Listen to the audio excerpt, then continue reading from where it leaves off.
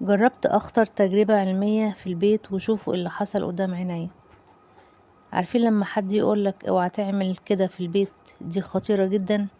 انا بصراحة ما صدقتش وقلت لازم اجرب بنفسي واشوف الحقيقة بعيني.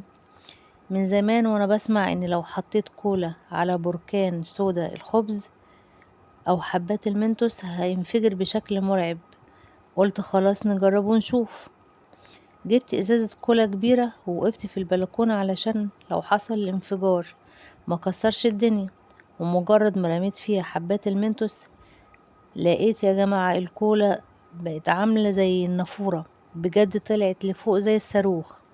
والمية السودة بقت مرمية في كل مكان، وكنت هبقى أنا أول ضحية للتجربة. ساعات بنسمع المعلومة وما نصدقش، بس التجربة أكبر دليل.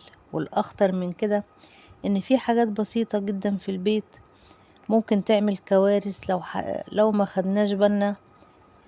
يعني تجربة زي دي لو طفل عملها من غير رقابة ممكن تتحول لمصيبة في البيت.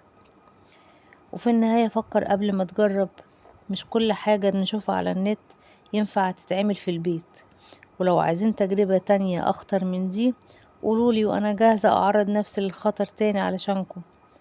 وعوضوني بكومنت جميل كده منكم.